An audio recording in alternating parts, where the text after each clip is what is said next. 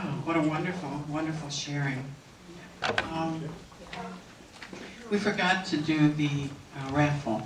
For those of you who are unfamiliar with the raffle, we give something away every month for the people who get here by 2 o'clock. Courageous souls. Well, Rob used to come to our meetings. He lived in Evanston for 3 years, and I think the last time I saw him was at the convention in 2004 or thereabouts. Yeah. And he bugged the heck out of me. He was always asking me questions, blah, blah, blah, blah, blah. He was looking for his path and trying to figure out what's what and what to do, and and I kept answering him as best as I could, but I didn't really know exactly what to tell him. And then I didn't see him. And then last spring I got, was it an email first? An email from him saying, well, I moved to Oregon and I've written a book. And the book is Courageous Souls and blah, blah, blah. And maybe you could use it in the bookstore. So he sent me a review copy, and I read it and loved it, and immediately ordered 30 copies. And the rest is history. I said, come and talk about this and your own experience. He had a bliss experience of his own, which we're interested to hear about, as well as the evolvement of the book.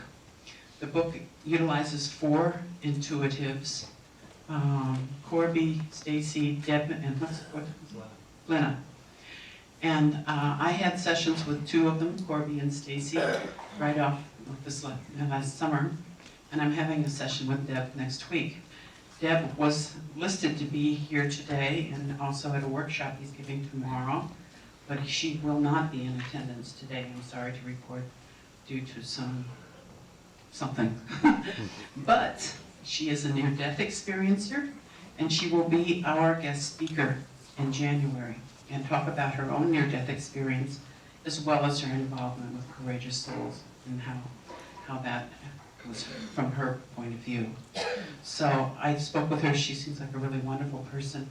I can tell you more after my reading, but I think she's excellent, and I'm sure you'll all be glad to meet her in January. So we are here with Rob, and I'm sure he has more than enough to say in the next hour and 30 minutes. So we'll give a warm welcome, please, to Rob Schwartz.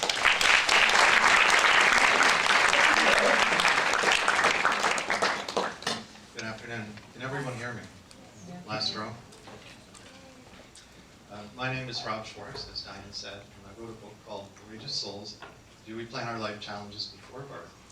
What I'd like to do today is tell you a little bit about myself and how I came to write a book about such an unusual subject. And then I'll give you a summary of my research findings over the last few years.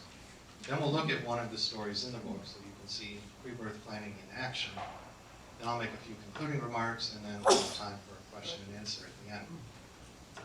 So, as Diane told you, I used to live here in Evanston. I lived here for 3 years, from 2001 to 2004.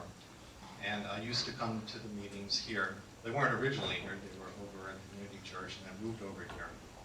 And never in a million years would I have dreamt that I would end up speaking at one of these talks. It just goes to show you how much a life can change in a short time, too. The first year and a half I was here in Evanston, I was doing what I had been doing for quite a while, and that was corporate marketing and communications. I actually have an MBA. I come from a business and writing background. And while I was doing this kind of work here, I felt profoundly unfulfilled with what I was doing. I often had the sense that if I were to fall off the face of the earth, none of my clients would notice. They would just plug somebody else in my role and carry right along. I can see some people relate to this feeling.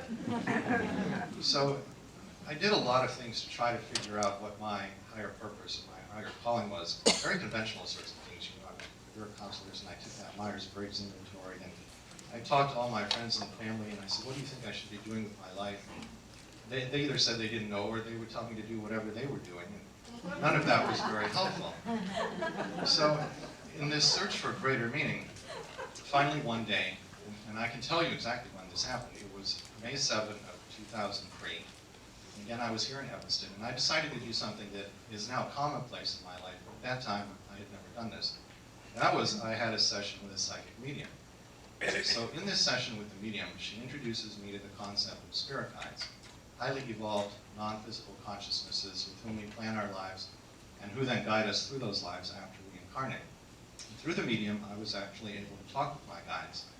One of the things they said to me was, they said, you planned many of your greatest challenges before you were born. I just kind of shook my head and said, why did I do that? They said, you did this for purposes of spiritual growth.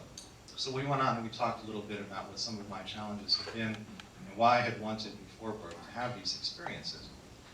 Now, I might have been tempted to discount all of this, except that earlier in the session, they had said things to me to indicate that they knew literally everything about me.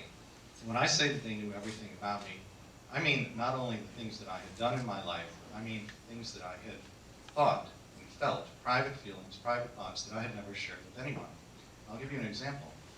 5 years prior to that session with the medium, I had been going through a very difficult time in my personal life. And so, alone, in the privacy of my own home, and silently, I said a prayer to God. And I said, God, I can't get through this alone. Please send help. That was 5 years earlier. I'd forgotten all about it. They knew about it. They reminded me of it. And they said your prayer was answered, by which they meant that additional non-physical guidance had been sent. So, as you can imagine, when you're talking to consciousnesses that know everything about you, including a prayer you said alone, silently, 5 years earlier, it gives them a lot of credibility.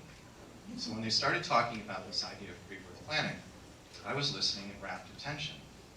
And after the session was over, I kept thinking about this, thinking about it, and I started to go over some of the quote-unquote bad things that had happened to me in my life, and I started to see deeper meaning to them. And I realized I was onto something here that could be very healing for me and possibly healing for a lot of different people. So I started to think about writing a book about it. And when I was in this early formative planning stage, and came to our fearless leader, Diane Willis, and I told her a little bit about what I was thinking of doing. And she said to me, aha, there's somebody that you should talk to. And she introduced me to a woman who is sitting with us in the audience here today. Her name is Caitlin Daniels. Caitlin played a crucial role in my spiritual unfolding and in the development of the book. Because it turns out that she has a rather unique ability. She can channel her higher self, her soul. She goes into a trance, and through her, I was able to speak with her soul. So after Diane referred me to Caitlin, I told Caitlin a little bit about what I was thinking of doing, and I said, could I interview your soul? Now you have to understand, I was coming from a background in which I had worked previously as a journalist, and conducted a lot of interviews with a lot of consciousnesses, all of whom were embodied. But now, we're doing something a little bit different, sort of a new age journalism. And Caitlin was kind enough to agree, and so we met 5 times at her apartment for a total of about 15 hours, and I actually interviewed her soul. And the focus of the conversation was on what had been planned for Caitlin's life and why. These 15 hours were crucial to me because so much information came forth that it really formed the foundation of what I went on to do. So I just want to take a moment and thank Diane for running this group, for referring me to Caitlin, and I want to thank Caitlin for the role that you played in helping me get where I am now with the book. So after talking with Caitlin's soul for these 15 hours, at about this same time, I started to have the first metaphysical experiences of my life, or at least the first ones that I identified as metaphysical. And the first one happened here in Evanston. Everything happens here in Evanston. I was living in my tiny little apartment over on Maple Avenue near Dempster. And I woke up at 3 a.m. one morning. And as is my custom, if I wake up in the middle of the night, I thought, well, I'll get something to eat. So, I mean, if I'm going to be awake, why not? So I start to walk down the hallway of my little apartment in Evanston to the kitchen. And just as I got to the doorway to the kitchen, just as I was crossing the threshold, I saw movement in the air around me. And I was scared out of my little mind. And I froze in the doorway, and my heart is beating 200 beats a minute. Whatever moved was black. The fact that it was black made it all that much more terrifying to me. So I froze in the doorway. My heart is pounding wildly. And I just started to scan the room without moving my head. Scan left, scan right, scan left, scan right, looking for whatever it is that had moved. I couldn't see it. So So I stayed in the doorway for a couple of minutes, frozen, very scared. And finally, when there was no more movement in the kitchen, I said to myself, okay, I don't know what just happened here, but I'm going to ignore it, and I'm going to go get my snack. So I start to walk into the kitchen again, and again, there's this movement in the air around me, and again, it's black. So once more, I freeze in the doorway. Once more, my heart's back up to 200 beats a minute. And I'm standing there, petrified, frozen, scanning the room, looking for this thing that moved. It was black. I couldn't find it. Stood in the doorway another couple of minutes, and then finally I took a deep breath and I said, all right, I don't know what's happening here, but gosh darn it, I'm getting my snack. So I start to move into the kitchen again, and there it is again. And it starts to move around me, and it's black. But by this time, I had started to clue in a little bit to what was happening. And I had started to realize that whatever was moving, the movements were correlated with my own. And I started to play around with this. And I realized that what I was seeing was really a thin black line. And it was actually in the air around me. It was around my head, my nose, my shoulders, my arms. What was happening was, if I moved, the thin black line would hang in the air, and then it would flow toward my body, and it would always stop at the same distance above my body. And I joke about getting a snack and going to the kitchen and the refrigerator, but it turns out the refrigerator actually plays a key role in this story, because when I finally made it there, it turns out that the amount of light cast by the refrigerator light bulb was perfect for seeing this thin black line. And so I started to play around with it, and it's 3 in the morning, I'm in front of the refrigerator, flapping my arms like a bird ready for takeoff, and I'm watching this line flow to me and stop, and then I move, and then it flows, and then it stops. I had no idea what it was. And you know how sometimes something happens in life, and you have 2 reactions to it. You have an intellectual reaction, and then you have your heart telling you something else. Well, I think at a heart level, at an intuitive level, I knew that this was nothing to be concerned about. But my mind went off with this, and I started thinking, all right, what's the differential diagnosis for an optical hallucination? Well, drugs and alcohol. I hadn't been doing any, brain tumor. And so my mind starts telling me, oh, you must have a brain tumor. Well, again, at an intuitive level, I knew that that was not true, but these are the kinds of thoughts that are running through my head. Anyway, I got on the internet, and for the next week, I spent a few minutes each day entering every search term I could think of into Google, trying to figure out what it was that I saw. Finally, I stumbled into some very esoteric literature on the internet, where I read the term etheric fluidium. And when I read the description of the etheric fluidium, I knew immediately that this is what I had seen. Etheric meaning non-physical, fluidium, apparently a Latin word meaning fluid-like, refers to the outer edge of the human aura.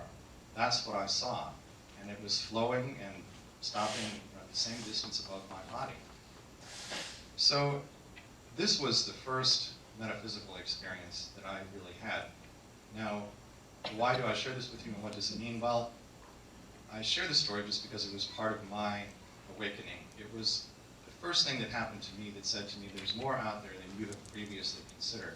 And I think what was happening is that when I went to sleep, and then came back into body after dreaming, I was at a higher vibration, and since I was at least temporarily at a higher vibration, I could perceive higher vibrational things that I normally couldn't perceive.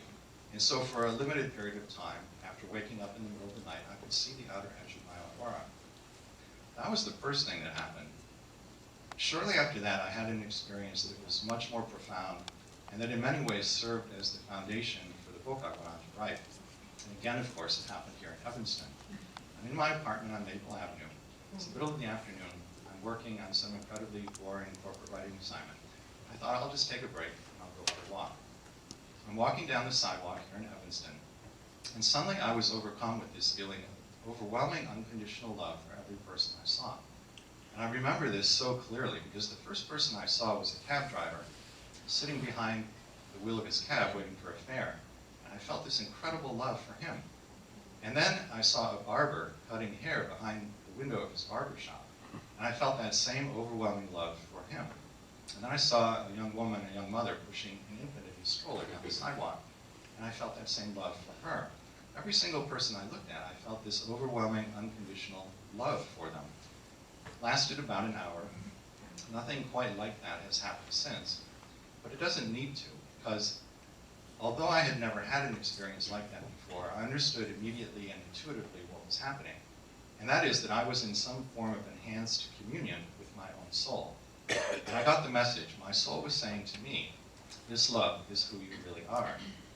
Now it turns out that this is crucial for the work that I went on to do, because when I worked with the mediums and went into people's pre-birth planning sessions, the one theme that I saw again and again and again, every single time, was that the soul is love, and the pre-birth plan is based on love, even when it contains seemingly negative, seemingly bad things that happen to us.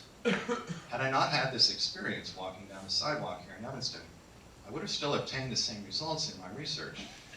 But I think there would probably always have been this little voice of doubt in the back of my mind saying, how do you really know that the soul is love? I know this because I had this experience myself. And so I can sit in front of you today and with absolute confidence and certainty say, I know that we, as eternal holy souls, are made from the energy of love. So having had these metaphysical experiences, and having acquired this foundation of information working with Caitlin and through some reading that I have been doing, I decided that I would write a book about pre-birth planning. So the next decision was, how am I going to research this? How in the world can I find out what people planned before they were born to do here? And my first thought was, I'll post some notices on the internet. And that's what I did. I put notices on spirituality bulletin boards saying, author would like to interview people who have memories of planning their lives. A lot of people contacted me, a lot of interesting people, a lot of interesting stories, people who remembered past lives, people who remembered physical lifetimes on other planets, people who remembered non-physical lifetimes. But I couldn't find anybody who actually remembered planning the current incarnation. And so after a period of weeks of not finding anyone, I started to despair about this, and I started to feel I'll never be able to do this research. And so metaphorically, I sort of threw up my arms to spirit, and I said, I need help.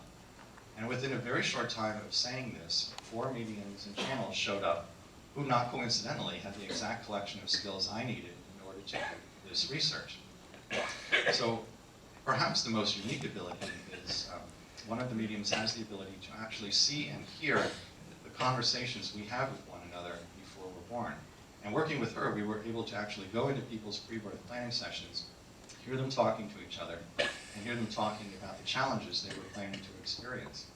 One of the other mediums has the ability to channel someone's higher self, someone's soul, and so through her, I was once again able to do that kind of interview where I speak to someone's soul and say, what did you plan for the current lifetime, and why did you plan it? So they had these very unique abilities that fit in perfectly with the sort of book that I wanted to write. So over a period of 3 years, I interviewed dozens and dozens of people. We went into dozens of pre-birth planning sessions, and certain themes emerged from this research. And I found basically that there were 4 primary reasons why we plan life challenges for ourselves. One of them is to balance karma. This is probably the reason that most of you have heard about it and are most familiar with. Karma is sometimes conceptualized as cosmic debt. I think of it more as unbalanced energy. So to take a very simple example, let's say that in a past life 2 people had an incarnation in which one was physically ill and the other was that person's caretaker. When they transition back into spirit and have their life review, they will have a sense of unbalanced energy around that relationship and will be motivated to balance it. The easiest, most simple, most direct way to do that would be to plan another incarnation in which they switch roles. So now the one who was the caretaker plans the life challenge of physical illness. The one who experienced physical illness now plans the challenge of being someone's caretaker. What makes all of this so interesting and so challenging is that once in body, neither of those 2 souls is going to remember the pre-birth plan. So the challenge becomes, how can they both give and receive love unconditionally under these very difficult circumstances? But the motivation is a karmic balancing. The second reason I found for planning life challenges was healing. And I'm not going to say too much about that right now because in a moment I'm going to read you an excerpt from one of the stories in which one of the primary motivations for planning the challenge is healing, so you'll get a better sense of what that's all about. The third reason for planning life challenges is to be of service to others. And this was a theme that I saw again and again and again. When we went into people's pre-birth planning sessions, they were talking about their desire to be of service to each other, consistent with their own growth as a soul, consistent with their own life plans, but always highly motivated in every case to be of service to others, even when the others were asking them to play what we would call negative roles, challenging roles. It was a desire to be of service to stimulate someone else's growth. And the fourth reason for planning life challenges, and this, in my mind, is really the big one, is a desire to experience contrast. And what I mean is this. The non-physical realm, as I understand it, is very much as it's classically portrayed. It's a realm of great joy and love, peace and light. Now, I mentioned earlier that I believe that we as souls are made from the energy of love, quite literally. So if we are love, and we are in a realm in which we are surrounded only by love, how do we know that we're loved? And what does it mean to us? There's no contrast to love. So I believe, and what I found in my research, is that we come here to this realm of duality. In other words, up and down, left and right, hot and cold, good and bad. Because here there's plenty of contrast to love, and it's that contrast that helps us understand who we really are as loving souls. It's that contrast that deepens our self-knowing. Another way to think about this, and I like to borrow an analogy here from a book other than my own. This subject comes up in one of the conversation with God books. And God uses the analogy of the white room. God says, imagine that you are a white being in a white room. All of the walls are white, the ceiling is white, the floor is white. If you are such a being in such a room, how do you know that you're white? The answer is you don't. And in fact, you can't until you experience something that is other than white. And I think it's very much the same thing with us as eternal souls. We are made from the energy of love. We're in a realm where we're surrounded by love. And because there's no contrast, we seek to experience contrast in order to obtain a more profound self-knowing. So that's an overview of what I found in the research. Now, what I did in the book was to take 10 of the most compelling stories and 10 that I think that people face fairly common challenges, because I wanted to make the book as helpful as possible. And the format is that the chapters are organized by type of life challenge. And within each chapter, there are 1 or 2 stories of someone who planned before birth to experience that challenge. The stories are set up so that there is a short personal interview where you get acquainted with the person. And then each individual has between 1 and 3 sessions with the mediums. And in these sessions, we ask Spirit, did this person plan this challenge before he or she was born? And if so, why? And then I present the information that comes forward. And then there's some concluding remarks to each story. So with that in mind, I want to share with you a portion of the story. And this is from the chapter on the pre-birth planning of deafness and blindness. The person I'm working with here is a young African-American woman. Her name is Penelope. She was born completely deaf, and she planned the deafness before she was born. So I'll read you just a short portion from her personal interview, just to give you a sense of what she's like as a person. Quote, this is Penelope talking. My most favorite experience of all was at a party. I was trying to pronounce my name after saying hello. P is a silent letter. I don't do silent letters. I was probably uttering Penelope. After I did my best voice impression, this lady turned around and asked my friend if I had a cold. That hurts. That's the last thing I want. But moments like that happen. And then a little bit later, I write, Penelope told me that certain behaviors of hearing people are particularly frustrating for the deaf. Quote, people sometimes speak slower than normal. We do not appreciate that. We will ask if we need a slower voice for lip reading, or talking loud to us. I can tell. Or asking us if we can read. Sometimes a few of us like to write back, no. She has a great sense of humor. So then we worked with medium Stacy Wells, who can see and hear the pre-birth planning sessions. And I should say, all of this took place by instant messenger on the internet. Because of Penelope's deafness, we were all typing back and forth to each other. So Stacy types, quote, I am hearing thought conversation. I am also seeing. Penelope is in a large room. The walls are high. There are many images on the walls, images from past lives. Her main spirit guide is there along with other guides. I see Penelope sitting cross-legged on the floor. Also on the floor are the other souls with whom she will interact in important ways in the lifetime to come. Some of the souls have been with her in previous lifetimes, but will remain on the other side while she incarnates. Her main spirit guide stands behind her, directing the proceedings, acknowledging everyone there. Spirit guide. We are gathered here to help Penelope decide on her life that is to be. Many of you have helped Penelope before in other lifetimes and between lives. Penelope still burns from her experiences in her most recent life and seeks healing in the life that is to be. And I should explain what the spirit guide is referring to here. In the lifetime immediately prior to this incarnation, Penelope had the same mother she has in this lifetime. When she was a young girl in that lifetime, Penelope heard her mother shot to death by the mother's boyfriend. Now, she didn't actually witness the murder, but she was within hearing range and she heard the gunshots that killed her mother. She was psychologically traumatized by this, and in fact, it led her to commit suicide in that lifetime. So her spirit guide is referring to the unresolved trauma from that experience that still needs to be healed. So her spirit guide continues. She asks each of you now to join your energy with hers as she decides what she is to be, what she will and will not experience, and how she may best interact with all here in order to achieve her goals. They all join hands, Stacy continued. I see the energy pulsing from one to another until it pulses throughout the room like waves that penetrate everyone there. The first thing Penelope decides is her body color, as that will be part of the connection between herself and the soul who was and is her mother. As Penelope decides this, I see her soul take on the darker color, trying it on for size, but also adopting it as her own. There is thought conversation between Penelope and her mother, agreements made for her mother to give birth to her and take care of her in ways she could not in the previous lifetime. Penelope expresses to the soul who is her mother that she still feels a great need to be cradled in her mother's arms. There is an agreement made about lots of cuddling time.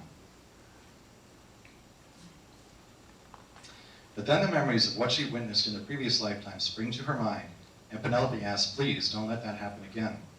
The man who shot her mother in that lifetime stands up among the crowd and agrees not to inhabit physical form while Penelope and her mother are in physical body. Then he sits back down. Penelope, but the sounds, I am afraid I will still hear them. I don't want to hear them at all. Spirit guide, my dear, you know that they will continue to resonate within your hearing range. Would you prefer to be born deaf so that no sound will ever remind you of those sounds again? You will continue to be influenced by them and by what you saw and experienced, only you will feel them at a deeper subconscious level where it will be easier for you. Penelope, yes. Spirit guide, wait. He holds up his hand. Before you agree to this so readily, think on this first. You will continue to be influenced by the atrocities you witnessed in that life because you have told me it is your desire to complete your healing process. You will still feel them, but at a level you will be unable to define for quite some time. Penelope, yes, that is what I want and what I wish to do. Her energy changes somewhat as she gets more serious. The excitement of being born and living again has now been somewhat overshadowed as she realizes what she will work on. But she agrees and moves on to the next step in the planning process. Penelope, I want to give to other people in some capacity. I want to expand my ability to be compassionate. In my last life, my ability to express compassion ended when my mother died. I want to care compassionately for many people. Spirit guide, you will have the opportunity to use your own experience in the life that is to come to turn your self-knowledge outward and give to others in a kind, compassionate, and caring manner, and to teach others as well. Now, I want to point out a couple of things about that section that I think are very important. I talked a little bit at the beginning about healing. And you can see here that Penelope's primary motivation, or one of her primary motives, is to heal this unresolved energy of trauma that she carried forward from the previous lifetime. I also mentioned that the desire to be of service is a recurring theme in the pre-birth planning sessions. And I think you see that very clearly here. There are two examples of it. One is quite obvious. The other is subtle and easy to miss. The obvious example of wanting to be of service is when Penelope actually says, I would like to care compassionately for many people. But there's something else here that is easily overlooked, and I think it's really quite remarkable. And that is, think about what we heard with the soul of the person who killed her mother in a previous lifetime. This person stands up in the pre-birth planning session and says, I agree not to inhabit physical form while you and your mother are back in physical body. Now, surely this is somebody who could further his own growth, his own learning by coming back into body, but he's agreeing to step aside because he's concluded that Penelope and her mother will be more comfortable and better served if he's not in physical form when they're in physical form. Now, this is someone who committed a murder in a previous lifetime. This is someone we would tend to judge. We would say this is a bad person, this is someone who should be punished. And yet, on the level of the soul, he's just as loving, just as compassionate, just as service-oriented as every other soul in the pre-birth planning session. And so sometimes people will say to me, Rob, in your research, did you see evidence of bad souls, evidence of evil souls? I can't tell you conclusively that no such thing exists, but I can tell you that the only thing I saw in years of examining these pre-birth sessions is what I just described to you, is souls expressing love for one another, even when the role played in a previous lifetime had been that of murderer, even when it was somebody that we would judge as being a bad person. So that's a little bit from a pre-birth planning session, and I think this might be a good time just to take some questions. Yes? The example was about a blind woman. That was her choice to come back blind. A deaf woman. A deaf woman. But what about people who have been raped or have gone through an abortion? Is that something that someone actually plans out? I'm talking about, and I'm not saying that the rape or the abortion is worse or better than being deaf or blind, but I'm just curious in terms of, because that's really hard to wrap the mind around. Can you repeat the question? The question is, what about, you can tell me if I'm phrasing this correctly, perhaps more extreme sorts of challenges, things that viscerally are harder to accept, like a rape or an abortion or something like that. I can't speak specifically to rape. There actually is going to be not an abortion story, but a miscarriage story in the next book. And it wasn't planned, it was very clearly planned. And I'll share that story with you. The story here is of a woman who, in a previous lifetime, had been the commander of a fort in the Old West. She was the commander of an army fort. And she had a soldier under his command, who was also a very dear friend. What happened was that Native Americans attacked the fort. She, as the commanding officer, sent everybody out to defend the fort, and this soldier, her good friend in that lifetime, was killed. As the commanding officer and the friend of this soldier, she was unable in that lifetime to ever forgive herself. When she got back into spirit and had her life review, she decided that she wanted to work on self-forgiveness in the upcoming lifetime. This was what she wanted to heal, what she wanted to work on. And so she went to the soul who had been the friend and the soldier with her in the fort in that past lifetime, and said, I would like to plan a lifetime in which I am challenged once again to forgive myself, but this time I want to get it right, so to speak. I want to actually succeed in forgiving myself. Would you reincarnate with me so that I can have an opportunity to do this? This other soul had already planned another incarnation and was all set to embody, but upon receiving this request, out of love for this soul, said, all right, I will change my plans, and I will agree to give you an opportunity to practice self-forgiveness. So they start to talk about how are they going to do this, and the plan they come up with is that she will have a miscarriage while pregnant. The soul of the soldier, the friend from the past life, is the soul that would have been in the body of the baby that miscarried. And she knows that after the miscarriage in this lifetime, she will experience a lot of guilt and self-blame, and this will give her the opportunity she seeks to practice self-forgiveness. So there's a case where a miscarriage was actually planned. There's another story which will probably be in the next book. I didn't put in this one. Another type of challenge that's very, very hard to accept that it would be planned, and that is of a woman who experienced incest with her father when she was growing up. And the story here is one in which both of the parents, the mother and the father, had a number of previous incarnations in which they had committed acts of incest in their family. When they transitioned back into spirit and had their life review, they saw that, and they decided they wanted to plan another lifetime in which they would heal what you might call this energy of incest, or the tendency to commit incest. So they decided they would incarnate again, that they would find each other and be husband and wife. And then they decided that they would have to find someone to volunteer to be their child, knowing that there was this tendency towards incest, and that there was the potential for it to happen again.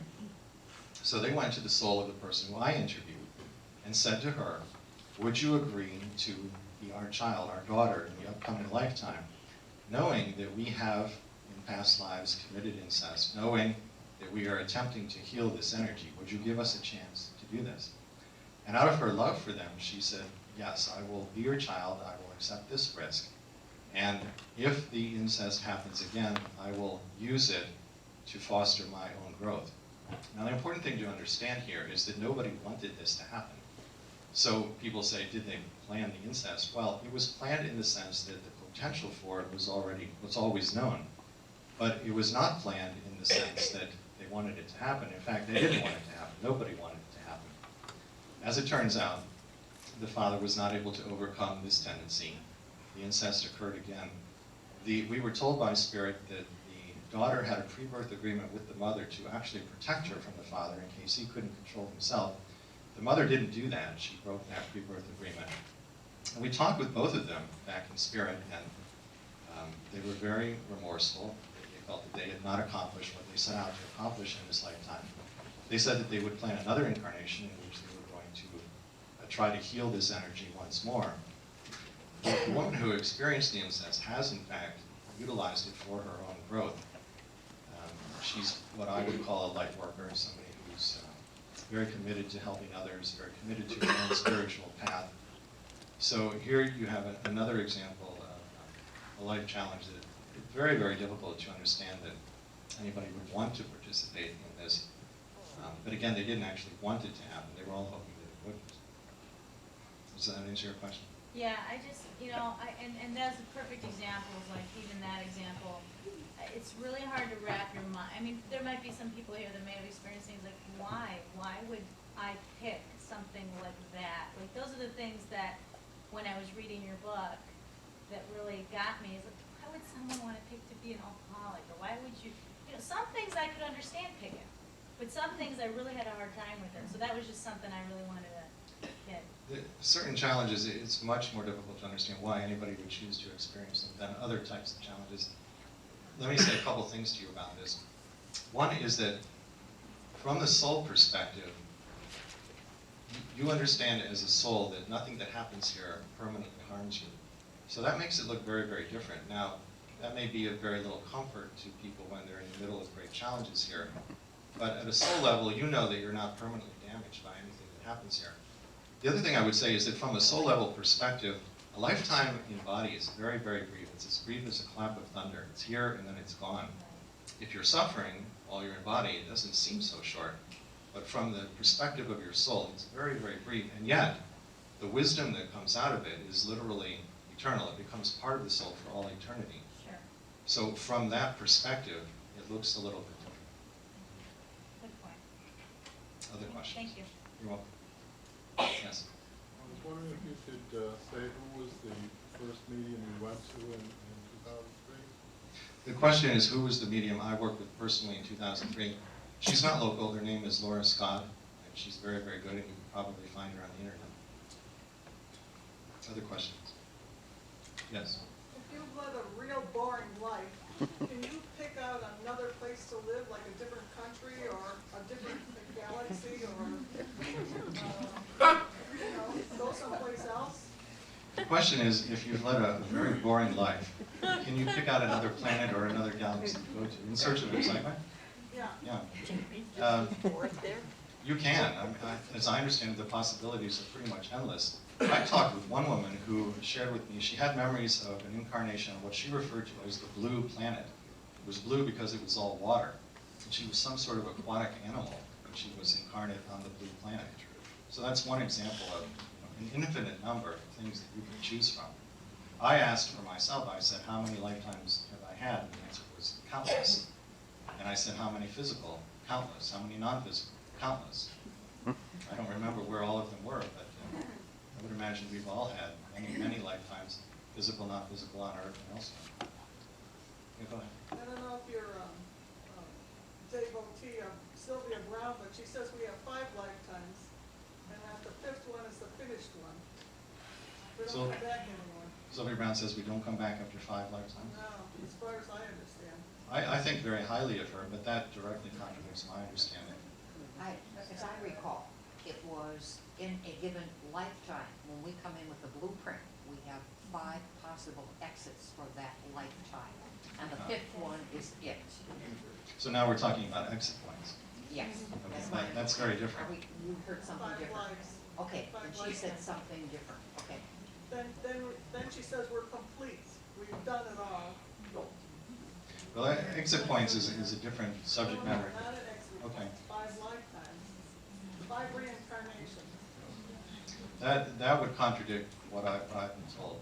You Okay. come back again and again. Well, she said that J-Lo wouldn't get pregnant, but she's pregnant.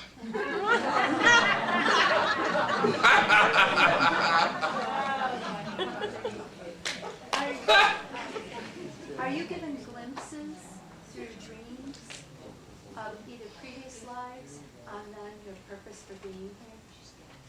The question is, are you given glimpses through dreams of previous lives or your purpose for being here? That was the question. Sometimes. I believe that that's possible. I haven't researched that, and I haven't actually spoken with anyone who told me of dreams that gave them that kind of insight. But I think that's certainly possible. I believe that our loved ones, our guides, can communicate with us in our dreams. And I imagine if you were to ask for insight as to what you plan, it could very well come to you in that form.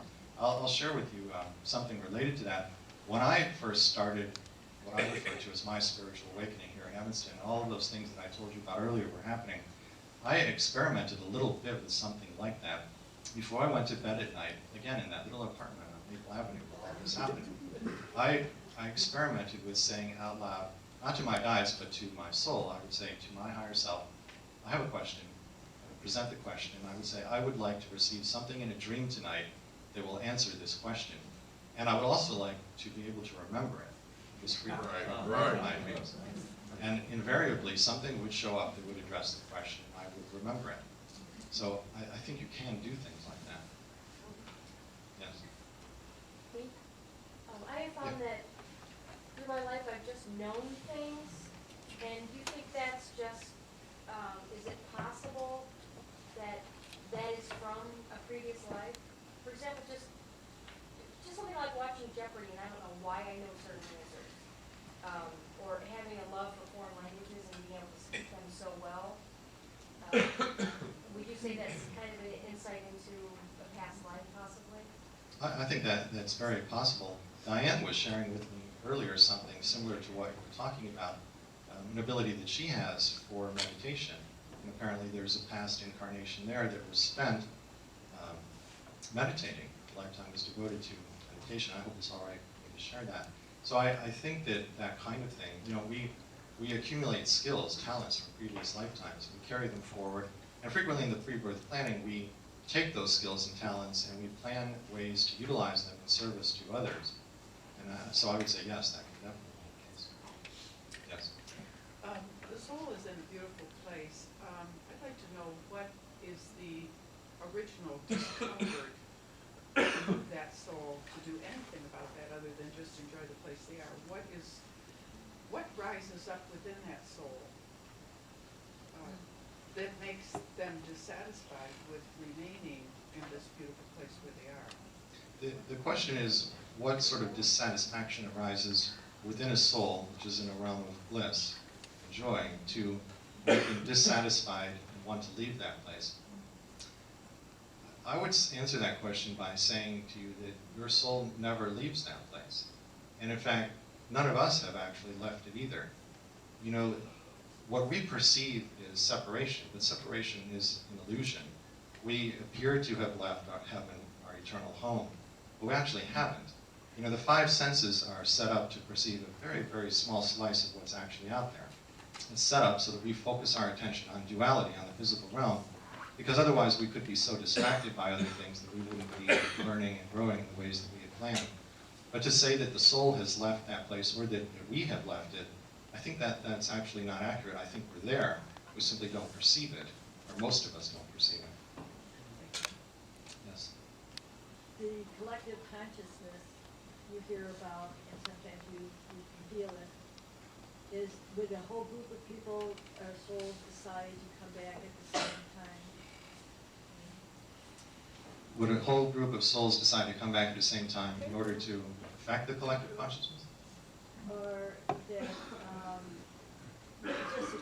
let's just use for an example, some idea that it could cure such a disease. sometimes you find somebody in Australia's got the same idea, somebody's got that in Japan, someplace has got it someplace else, and it comes about. I think that happens very commonly. The people who are in body are working on a particular challenge, a particular problem, and they're being advised by their guides or others in spirit who are addressing the same thing. And so you find these solutions occurring at the same time. But you mentioned the collective consciousness. You know, my understanding is that some life plans, particularly around things like large-scale natural disasters, are focused on impacting the collective consciousness. And one of the things I was told in regard to the tsunami a few years ago in Southeast Asia, my understanding of that is that prior to birth, the people who lost their lives in that natural disaster were very concerned about raising the collective consciousness. And so they looked at Earth and they said, we want the collective consciousness to be at a certain level by a certain time. And if it's not there, we volunteer to give our lives to, in some sort of large-scale catastrophe, which will raise the collective consciousness. And in fact, that's exactly what happened. After that tsunami hit Southeast Asia, what you saw was an outpouring worldwide of love and support and compassion for everyone who had been impacted by that. So the vibration of the planet was tremendously uplifted. And from a human perspective, we look at that tsunami and we say, this is a terrible thing, this is a catastrophe. And from a purely human perspective, it is, because of the loss of life. But from the soul level perspective, what happened is very different. No one actually died. No one ever actually dies as a result of any catastrophe. And yet, the vibration of the planet was so greatly uplifted because of the outpouring of love and compassion. And that's exactly what they wanted to do. Something's happening now is that we all heard about outer space people and the UFOs and so forth. And all of a sudden now you've got 5 or 6 people with reputations that are pretty good talking about it on CNN, that what they did see, et cetera, et cetera. And it's all happening at one time again. And now military people saying this, et cetera, et cetera. So, again, other planets. I don't think we're here alone in this whole universe. The question is about extraterrestrials, are we alone in the universe, and so forth. I've asked about that, and the response I got was, these things are a distraction, focus on your work. So I have no answer for it. Yeah, that's what I was told. Yes. There's a lot of conjecture out there now about this Mayan calendar 2012. Yeah. Do you have any intake on that? The question is about the Mayan calendar in 2012. This is directly related to the research I do on pre-birth planning, because I would say to you, every single person who's here in this room today, every single person who's here in body, the ultimate purpose of your pre-birth plan is the shift in consciousness. Whatever challenges you took on, whatever you're doing here, the ultimate purpose is to raise the consciousness for this shift that's coming. And it's true for literally every single person who's in body. I also think there were far fewer bodies available than souls who wanted to incarnate. So if you were here, it was part of a selection process because you have something to contribute to that shift. It's an honor to be here, it's a privilege to be here, it's a blessing to be here. You were chosen for it. Thanks for being here. What I liked about what you were saying for me practically is that really everything's a blessing. There's no sense in having judgments about ourselves and other things, but to take everything as a lesson, as a blessing for growth and advancement. I like that. Thank you. You're welcome.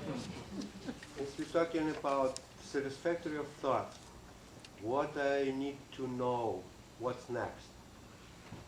If you're in white room, and you know you are the white, what else do you need to know? It just remind the feeling, okay, if everything okay, everybody has own job to do, nothing wrong, nothing could be wrong. What kind of feeling we can select or accept or produce in the world? This is what is interesting for me. Thank you. Thank you for sharing. Why did you leave Evanston? The question is, why did I leave Evanston? I moved from here to Ashland, Oregon. At the time, I wasn't really clear why I was going there. I just felt drawn there. In fact, I felt drawn there for some time prior to actually moving there. And then sure enough, it turns out there were people in Ashland, Oregon that I had a free birth plan to meet. And I met them there, but I wasn't told about any of this until I was already there and already met those people. All planned out in advance. Was Neil Donald Walsh is there. I've met Neil. He's not one of the people that I had planned to meet, though. Yes. The population of the world is growing. Is there a stockpile of souls somewhere? Where are they getting the souls from? The comment is the population of the world is growing. Is there a stockpiling of souls somewhere? I think there are far, far, far more souls than bodies, no matter what kind of population we hit here. So it's still, coming back to the idea that it's an honor to be here at this time. Yes. Could you speak to some of the experiences you had with mediums that increased your sensitivity and led you to the path you're on and the ability to write the book you've written? The question is, can I speak to some of the experiences I've had with mediums that increased my sensitivity and led me to write the book that I wrote? There are so many, I wouldn't even know where to begin. Just one. While I was living here in Evanston, I received some guidance from Spirit that I was to go work with a woman, a channel in Holland. And this would have been a tremendously expensive trip and a very time-consuming trip, and it wasn't something that I wanted to do, but this information kept coming to me again and again and again. And so finally I said, all right, if this is really important for the work I need to do, I'll just go. I'll trust, and I'll go to Holland, and I'll see what happens. So I fly over there, and I meet with this woman. I ended up staying with her in her home for a week. It turns out that she has the ability to channel any consciousness at will. And I've since met other people who have this ability. Everything is a consciousness of some kind. This floor, this table, a very elemental consciousness. If she were to channel the table for you, you probably would not have a very sophisticated conversation with it, but you could talk to its consciousness. So this woman had this ability to channel the consciousness of absolutely anything. And I remember when I first got there, I said to her, we were taking a walk, and I looked at a tree, and I said, if I ask you to, can you channel the consciousness of the left 3/5 of the tree? And she said, yes, I can do that. And she couldn't. I said, can you channel the consciousness of that rock we just walked by? She said, yes, I can. And I tried this out with her. I asked her to channel the souls of my father and my sister. And without going into too much detail, I know that she did, because the sort of information that came through was accurate, and it was things that she could not have known. There was a particularly touching moment, actually, when she was channeling my sister's higher self. My sister's soul said something to me that I found very moving, and I started to cry. And she, speaking as my sister's soul, as my sister's consciousness in this lifetime, said to me, I've never seen you cry before. And I thought about that, and I thought, gosh, that's true. My sister hasn't ever seen me cry before. It was really very moving, and when you have an experience like that, it just served to increase my faith in what was going on. This woman does some very interesting work counseling the mentally ill. And she allowed me to sit in on a session she was doing with a woman who had 3 personalities. One of the personalities was extremely dysfunctional. 2 were more functional, relatively functional. But the dysfunctional personality was the predominant one and was causing all sorts of havoc in this girl's life. So we were in this healing session where she was trying to help her with these 3 personalities. And she was channeling the woman's soul. And we were talking about the 3 personalities. And I actually borrowed an idea that I had read in one of Michael Newton's books. He talks about how the soul has the ability to turn up or turn down the voltage, so to speak, of the incarnate personality. So borrowing on that idea, I said to the soul, would it be possible for you to turn up the voltage, so to speak, on the 2 relatively functional personalities and turn down the voltage on the one that's causing havoc in this person's life? And the response was, yes, this is something that I can do and something that may be done. Now, I thought a little bit about this afterwards, and I was somewhat mystified by that response, because it occurs to me, I'm not going to tell somebody's soul something that it can't think of on its own. So I think perhaps I was being a little bit humored in that response. I think maybe, certainly, the soul must have already considered this possibility, and for whatever reasons it chose not to do that yet. Maybe the soul was going to do it a little bit later, but I can't imagine I would suggest something to this woman's soul that the soul had not already thought about. But this gives you a feel for the kind of thing that was happening in my life. And you know, my background is extremely conventional prior to this turning point in 2003. So when I asked why I had been guided to this woman in Holland, the response I got was, we wanted to establish a relationship with you, and we wanted to open you up to the things that are going to come. Thank you. Yes. You talk a lot about your soul. Who controls your soul? The question is, who controls your soul? I don't think anyone controls your soul. Your soul is an independent entity. It's part of all that is. So, this is my first time here, and so your book is mainly focused more on reincarnation, It's focused on the pre-birth planning of life challenges. Yes. multiple lives. Yes. That's what you're saying. Yes. Okay. So, you talked about love. Who created love? My understanding is that God is love, Okay. and God created sparks of God, which are our souls, and then our souls created sparks of themselves, and that's us. So God controls the soul. The word control, I'm not sure is quite accurate. I think particularly, Who created the soul? I believe that God created souls, and their souls created us. But if God is love, If God is love, then the so soul is love. God created love. And then, yes, God is love. He didn't just create it, God is love. Okay, I agree with that. Okay. Okay. Going back to this concept of the three personalities in one body, it reminds me of decades ago of Joanne Woodward in Three Faces of Eve. And in reflecting upon that movie as I moved on in my own spiritual walk, I had thought that, especially after Brian Weiss, that maybe what came up in her was three different lifetimes, because the body changed in relationship to what personality took over at the time. It's quite remarkable for the age it came out in. Thank you for sharing that. I'm not personally familiar with that, but it sounds like it's exactly what we've been talking about. Yes.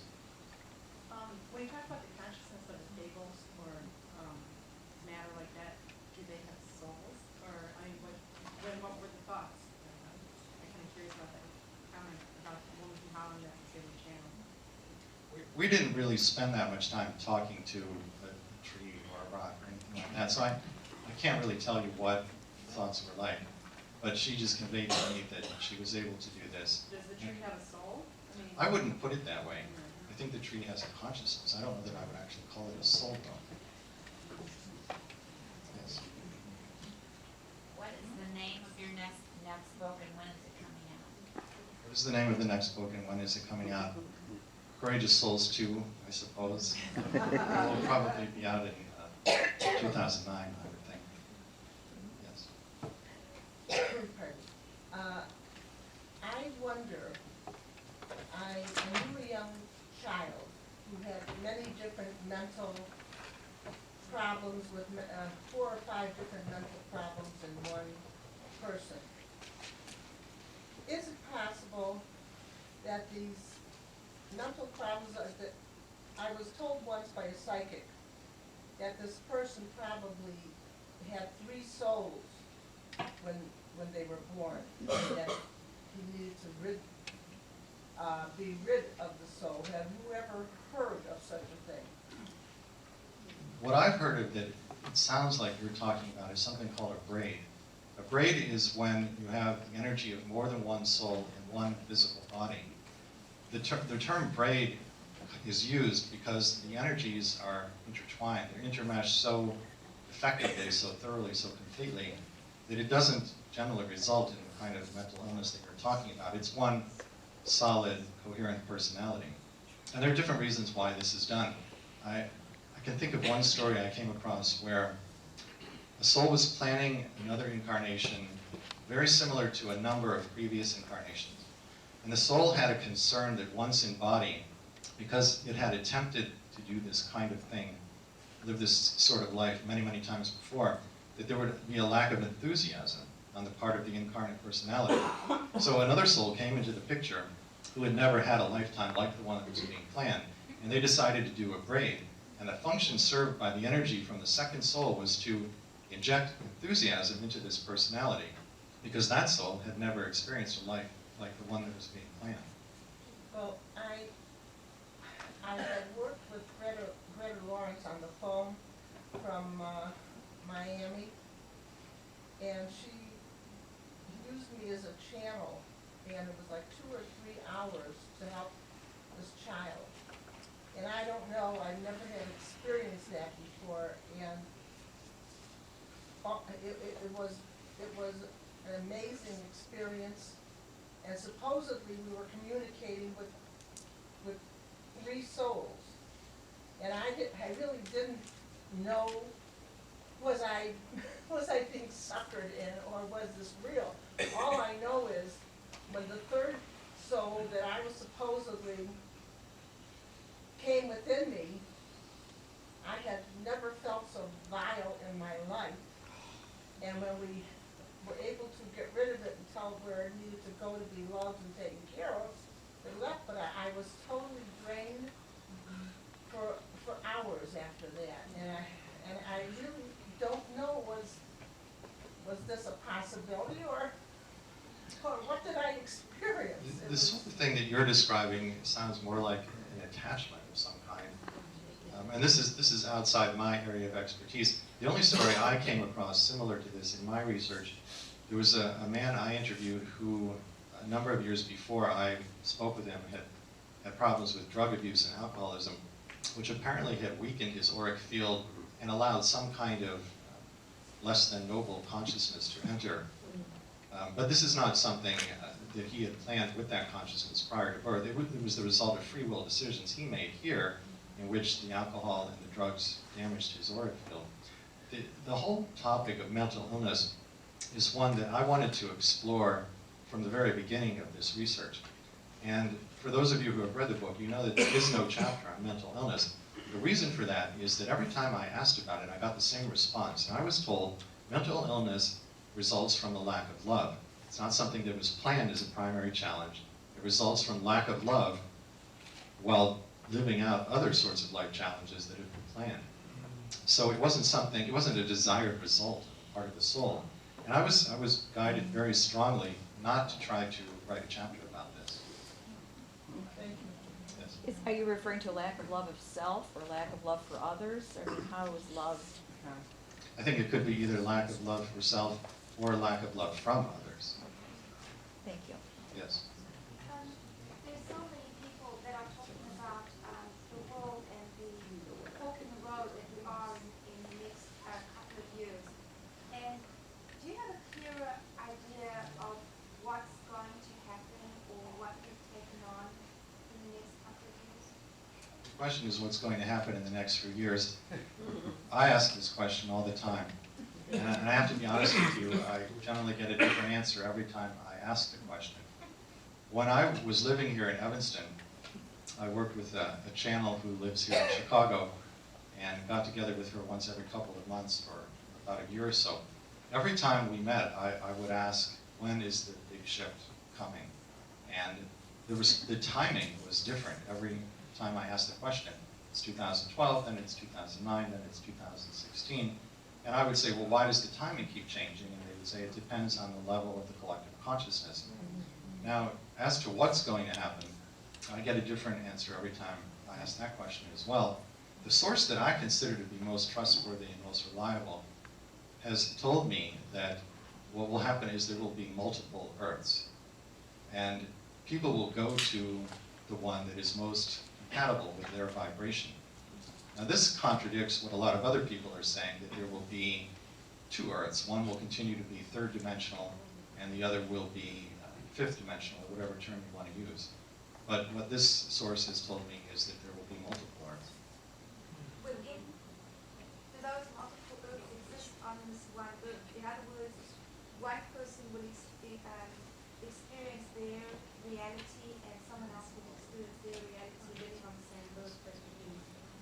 think that's true. That's my understanding. Jane Roberts, in her book about Oversoul 7, described one oversoul with multiple embodiments. Have you run into that? The question is, have I run into a soul with multiple embodiments? That's something that's very rare, but it's possible and it does happen. And there was one case I ran into. The person I met was an American male, middle-aged, and what I was told was that this person's soul it didn't currently have another incarnation on Earth, but 3 years hence would have another one that was going to be staged as a walk-in. For those of you who don't know what a walk-in is, it's possible for a soul to, quote-unquote, walk out of a body, and for another soul to walk in. So the physical body continues to exist, but now there's a different soul energy in that body. So what was explained to me was that this soul was particularly concerned about being of service to humanity at this time, the time of the ship. And it had this one incarnation going as an American male, and wanted to have another one where there could be a larger energetic impact upon the world. The second incarnation was going to be in the body of a shaman in a very primitive tribe in Africa, very superstitious tribe, and apparently the life plan was going to be one in which the shaman who was currently fostering these superstitions, that soul would walk out, this soul would walk in, and there would be a shift in the personality, and now the shaman would start to dispel the superstitions so that the members of this African tribe could have a more accurate understanding of what life was all about. And the term that was used to describe this was secondary resonance, meaning a point of secondary energy impact on the world. You have primary resonance with the American male. Secondary resonance is in the walk-in body of the shaman in Africa. While we're talking about walk-ins, I'll share another story with you. I was interviewing a woman about a particular life challenge, and we had talked for a good hour when all of a sudden she announced to me that she was a walk-in. I said, well, wait a minute. Did you walk into the body before or after this event that we've spent the last hour talking about? And she said, I walked in after this happened. I said, I can't use your story. She said, well, why not? I said, because you're not the original soul that planned to be in the body when you had this experience. I said it would be intellectually dishonest of me to put your story in the book. Now, she has all the memories of having had that experience, but it wasn't that soul's energy that was embodied when it happened. So I couldn't very well use that story and put it in the book. She was tremendously unhappy with me, having invested an hour of her time only to be told I'm not going to use the story, but there was nothing else I could do. Other questions? Yes.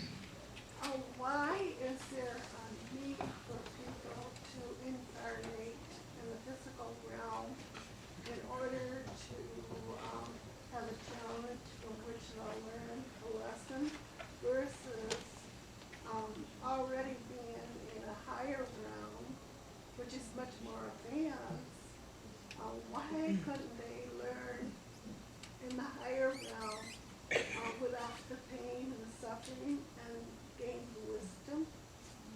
The question is, why couldn't learning be done in a higher realm without the sort of pain and suffering we have here in the physical realm? You can learn in the higher realms, and you do learn in the higher realms. My understanding is that learning is accelerated in a unique way by being embodied in the physical realm. I don't yet have a clear understanding of what that unique way is. I know that it advances our souls, but it hasn't been clearly explained to me exactly how the soul advances from that. But I can tell you do learn in the higher realms. You'll always continue learning, and long after your cycle of reincarnation is over, you'll be learning and learning and growing in whatever realm you're in. Yes. This is my first time here. When you interviewed that woman and talked to the soul, how do you get to the soul? Through hypnosis? The question is, how did I interview a soul? The people who had this ability went into a trance and channeled their soul. So I've actually done several interviews like that. One of the stories in the book, in the chapter in the pre-birth planning of physical illness, is a woman named Doris, who, like Caitlin, has the ability to channel her higher self. So I interviewed the higher self about this challenge of breast cancer and found out that it had been planned, and the soul talks at length as to why it had been planned. And there are a number of people, actually, who can do this. Yes? I sometimes it makes feelings about coming to lectures, and here's the reason why. And by the way, thank you for being here. Is sometimes we get distracted, I feel, and you said it up there also, through your work, about mentalizing about this, what's gonna happen in 2012. You know what? When you said, do your work, don't worry about all these things, I'm kind of in that ballpark of love. Keep loving, keep serving, keep helping, growing, and everything else will evolve out of that place that you're now. Can you respond to that? Because there's a lot of great questions, but sometimes it feels like it's almost distracting. The question is that there are so many great questions, and these things are distractions to us. It can be. You mentioned you feel like you're in a realm of love. One of the things I say in the introduction to my book is that I believe these stories of pre-birth planning are best understood with the heart, not with the head. Because if you were to just look at it and analyze it intellectually, it just doesn't make intellectual sense to the ego that people would undertake the sorts of hardships that we all face here. I think it has to be understood at the level of the heart. It's not a rational thing, but I think our hearts can understand it. I know that sounds very ragey and out there, but if you can just sort of focus your attention on your heart and try to interpret it at that level, I think that's where it starts to make sense. And that's the important thing to stay focused on. The other things are distractions.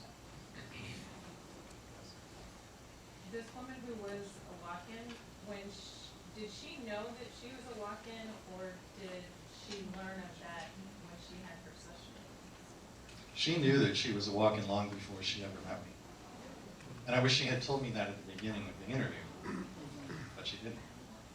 Yes.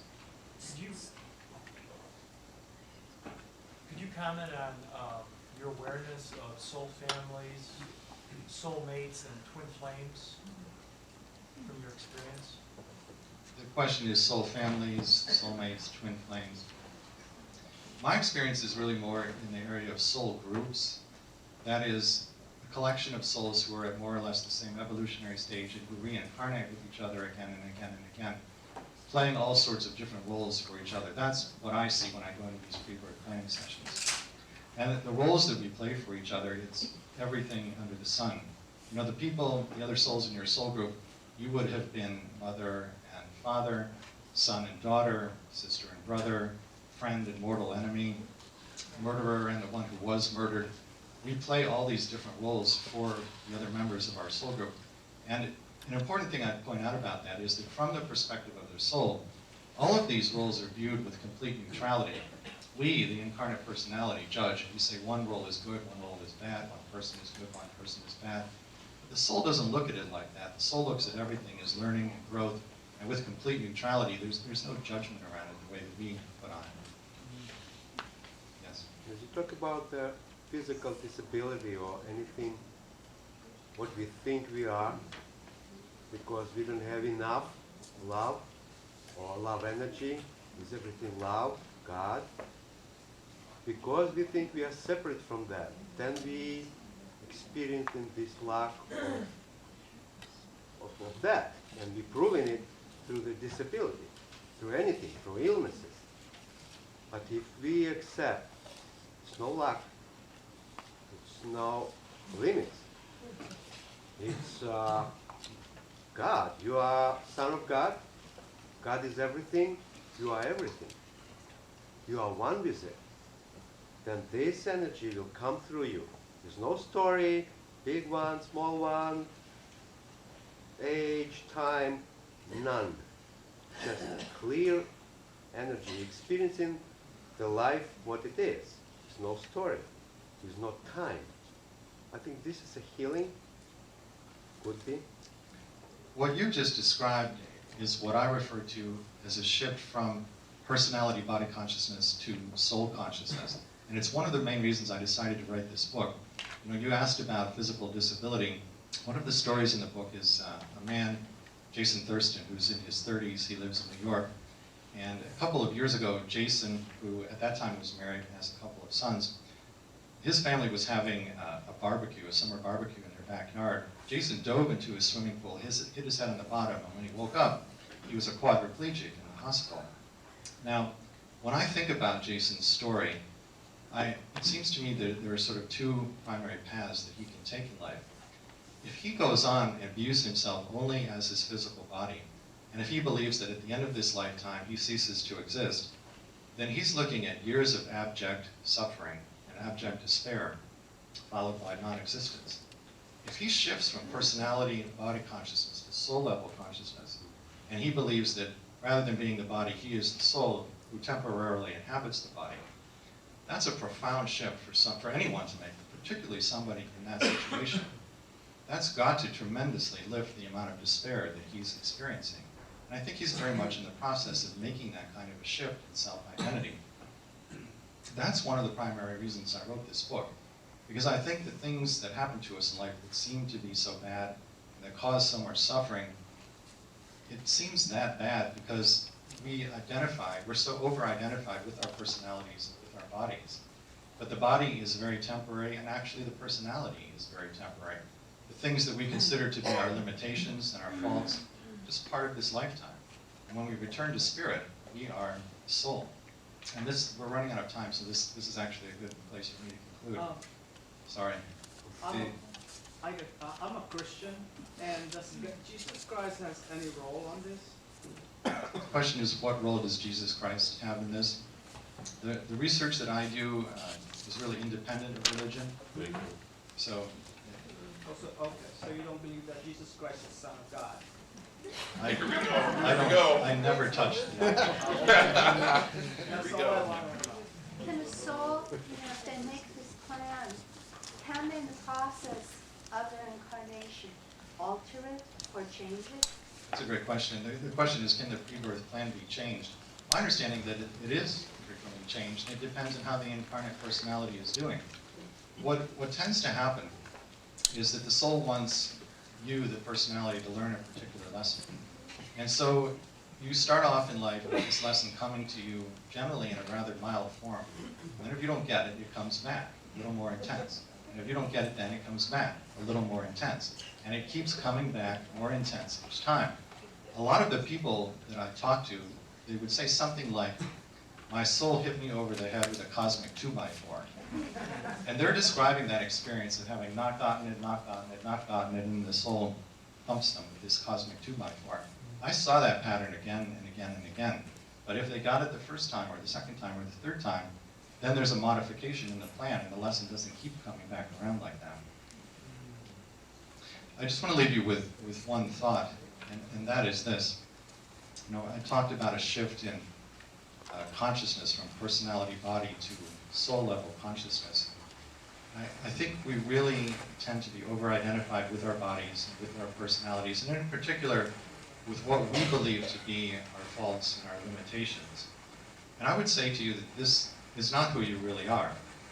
Who you really are is the divine, holy, eternal soul who very, very bravely decided to come here and take on these very great challenges for your own learning and your own growth. You knew before you came here that fear was going to be a big part of this experience. It would be impossible to incarnate at this time in history and not know that. So when you feel afraid, and we all do, just remind yourself that you had the courage to plan this life, to incarnate, and most of all, to live the life. Because I think surely the courage comes in more in the living of the life plan than the creation of it. Every day when you get out of bed and you start putting one foot in front of another, in front of another, in front of another, and you just keep going no matter what's happening, that's courage. The title Courageous Souls doesn't refer to our souls, it refers to us. Because the courage is in the living of the life plan. And I would just leave you with that thought.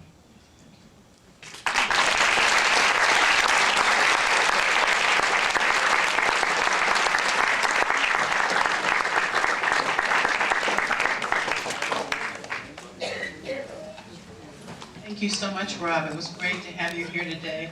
I'm sure we were all enriched. Don't forget that next month is Paul Elder, who will be talking about his own 3 near-death experiences and his experiences with the Monroe Institute, where he teaches remote viewing. It will be a fascinating and wonderful meeting. We will also have guests there from the prison videos. Dr. Ron Kavanaugh, who's Director of Treatment for the Alabama prison system, will be back again. He was here in July. He will be here.